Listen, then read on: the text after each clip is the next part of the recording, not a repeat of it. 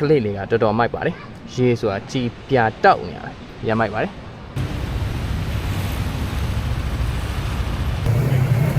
စားနေပါဟ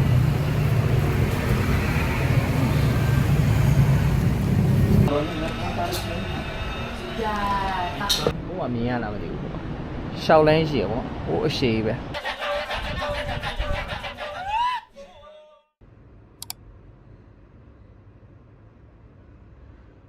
ဒီနေ့ကတော့ကျွန်တော်ရဲ့ဘာလီခီးစဉ် solo traveling ရဲ့ day 1ဖြစ်ပါတယ်။တနေ့တာအတွက်ပြင်ဆင်စရာရှိရပြင်ဆင်ပြီးလို့ရှိရင်ကို plan ဆွဲထားတဲ့နေရာတွေကိုသွားလည်မှာဖြစ်ပါတယ်။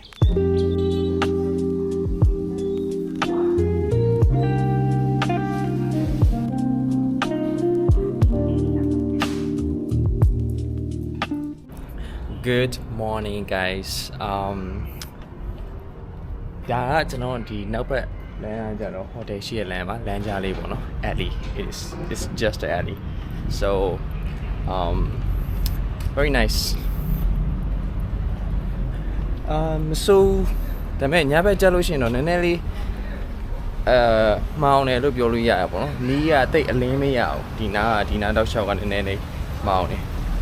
ပြီးလို့ရှိရင်ခွေးနည်းနည်းရှိရနည်းနည်းသတိထားခွေးရှိရဆိုပေမဲ့အိမ်ထဲမှာပဲနေတာပါဟိုဟာanyway တော့မပြူဘူးပေါ့နော် so this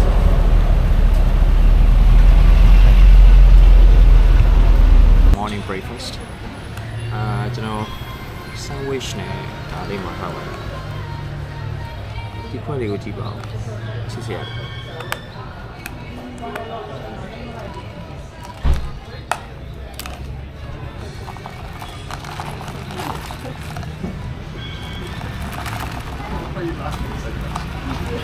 Ice tea.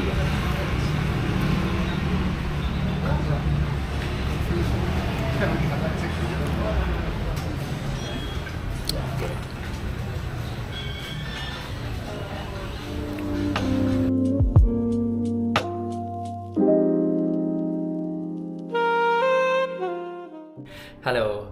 ကျွန်တော်အခုဆိုင်ကယ်ငားလိုက်ပါပြီဆိုင်ကယ်ခက8000ခွဲပေးရတယ်သူကရေးထားတာကတသိန်းအတိရေးထားပေါ့နော် one day ဆိုလို့ရှိရင်ရက်ရှည်ငားလို့ရှိရင်သူကဈေးပိုလျော့တယ်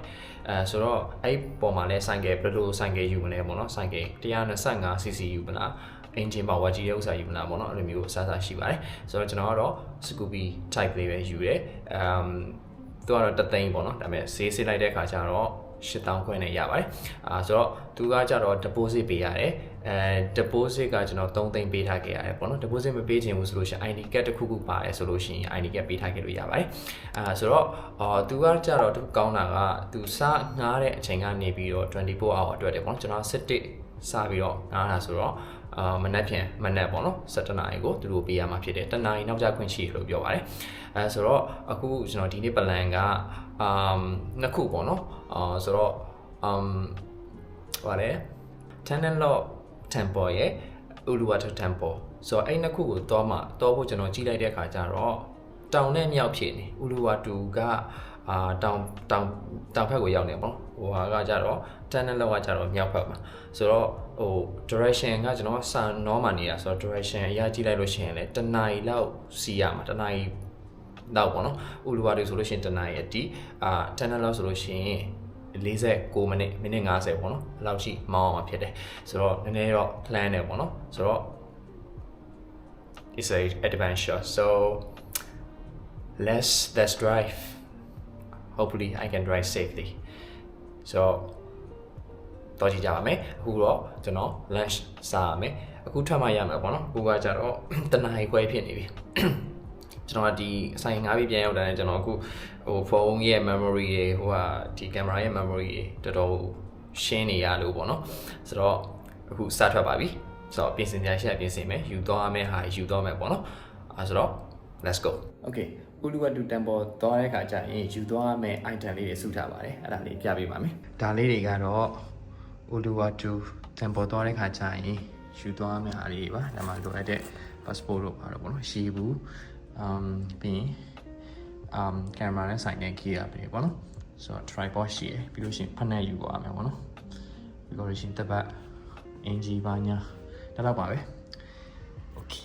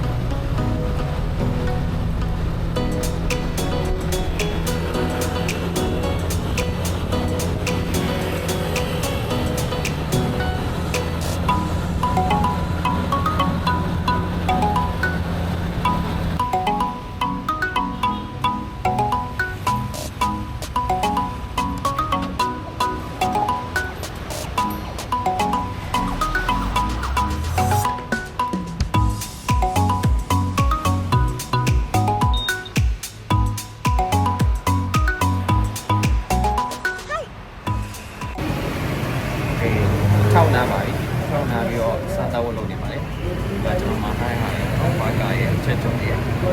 အေးဘူးတူပါဟို2000နဲ့မှ3000ပဲတည်ရတယ်ရရတယ်ပါအချိန်လေးနဲ့ပါSun Crane ကတော့ကိုကြိုက်တဲ့ဥစ္စာမတွေ့ဘူးပေါ့နော်။ဟိုရှေ့မှာတစ်ချက်ပြင်ကြည့်ပါမယ်။စနေပါ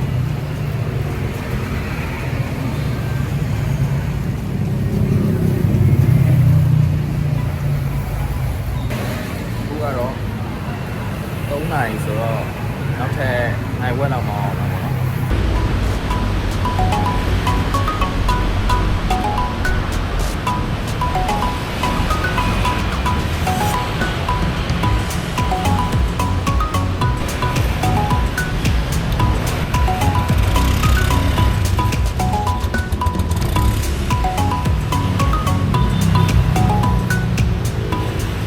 Thank you very much.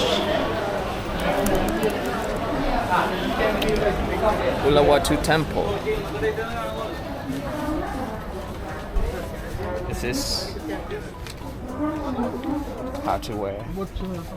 the costume.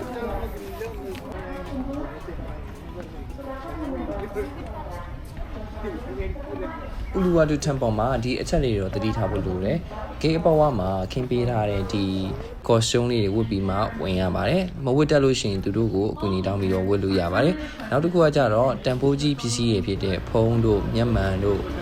ကင်မရာတို့ဆိုလို့ရှိရင်တတိအကြီးကြီးထားဖို့လိုတယ်။ဘာလို့လဲဆိုတော့ဒီမှာမြောက်တွေကနည်းနည်းလေးတောင်းကျမ်းတဲ့ထဲမှာပါတယ်ပေါ့နော်။ဒါပေမဲ့သူတို့နဲ့တော့မရှုပ်သူတို့နဲ့မပတ်သက်လို့ရှိရင်တော့အဆင်ပြေပါတယ်။ဒါပေမဲ့တတိထားရင်ရပါပြီ။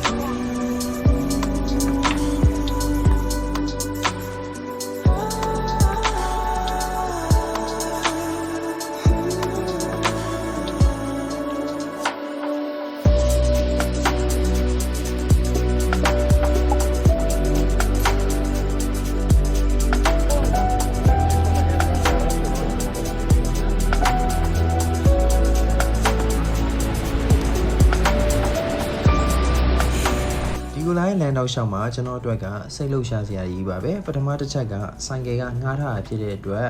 တော်တော်လေးကို view ဆိုင်ပြီးတော့ပြင်နာဆိုင်ကင်အောင်မောင်းလာရပါတယ်နောက်တစ်ချက်ကကြတော့ Google Map ပြဿနာပါ Google Map ကြည့်ပြီးတော့မောင်းတာဖြစ်တဲ့အတွက်လမ်းကြားလေးတွေထင်အောင်ထင်မှားဖြစ်တဲ့လမ်းတွေကိုဝင်မိတာ၄-၅ ခါလောက်ရှိပါတယ်မားတယ်ပြန်ထွက်တယ်ပြန်မောင်းတယ်အဲ့လိုမျိုးမောင်းလာရပါတယ်တကယ်တမ်းစဉ်းစားကြည့်ရင်ဒါကကျွန်တော်တို့ဘဝအတွက်အရိုးရှင်းဆုံးနဲ့အကောင်းဆုံးဥပမာတစ်ခုအနေနဲ့ယူဆလို့ရတယ်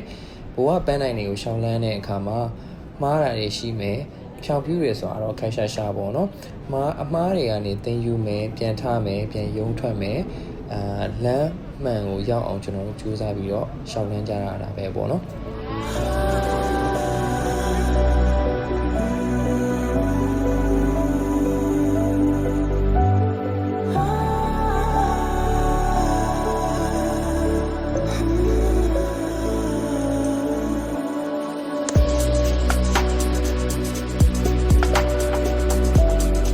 ကတော့ Ululu Temple ထဲမှာပါ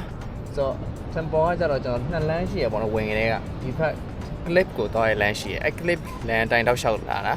ဆိုတော့ဟိုနားလေးမှာဆိုလို့ရှိရင်အဘတ်ကျင်းပါမယ်ပွဲဟိုဟာရှိရပေါ့နော်ကြီးစင်ရှိရပေါ့နော်ဆိုတော့အဲ့မှာဝင်ဖို့အတွက်ကျွန်တော်လက်မှတ်ဝယ်ရမယ်လက်မှတ်ဟိုမှာတန်းစီနေတဲ့လူတွေရှိရဆိုတော့တော်တော်ဆရာကြတော့ကျွန်တော်ဒီတောင်ထိပ်ကိုတက်ပါမယ်ဆိုတော့အလေလောက်မှာပေါ့နော်ဒီနားကြည့်လို့ရှိရင်ကျွန်တော်တို့တောင်ထိပ်ဟို clip လေးကတော်တော်မိုက်ပါတယ်ရေဆိုတာကြည်ပြတောက်နေတာရမိုက်ပါတယ်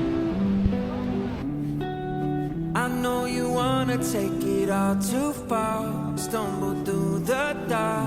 tripping to the stars. I know you want the dreams to come to life. I know just what you like, don't be surprised.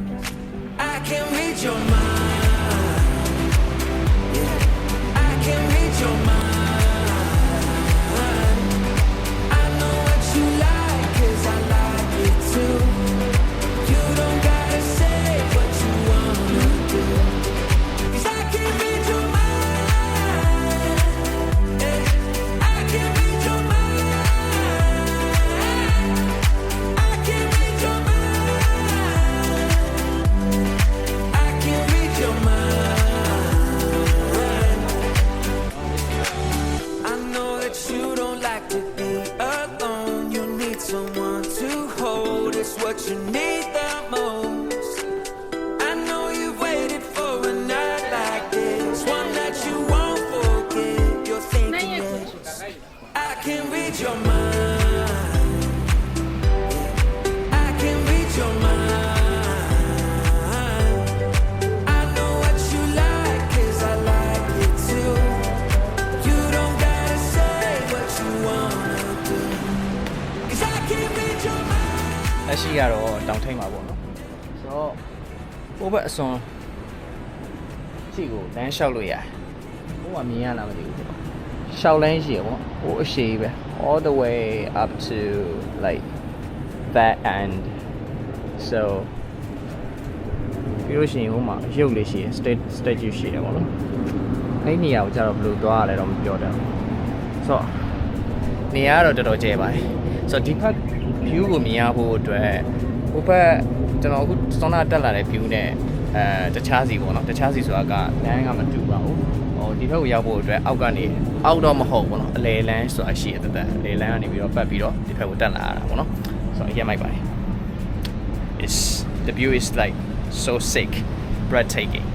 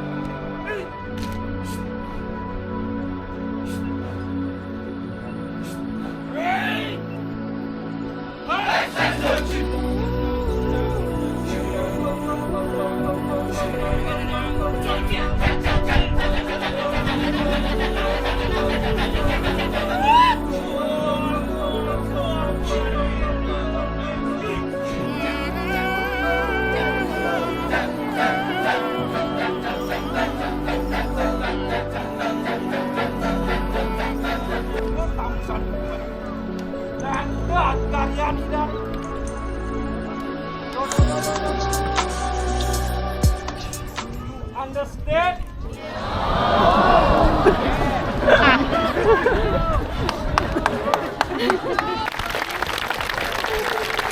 ဒီ Balinese အကားတစ်ခုဖြစ်တဲ့ Giset Fire Dance ကိုပင်လယ်နောက်ခံထားပြီးတော့ဒီ sunset spa တစ်ခါတည်းတွဲကြည့်ရတဲ့ဥစ္စာကအရန်မိုက်ပါတယ်ဒီဗီဒီယိုကိုအခုချိန်ဒီလိုက်ပါကြည့်ရှုနေသေးရင်ဆိုလို့ရှိရင်ကျေးဇူးများတင်ပါတယ်ကျွန်တော်ရှေ့က episode နဲ့လည်းချိတ်ဆက်ပြီးတော့ကြည့်လို့ရပါတယ်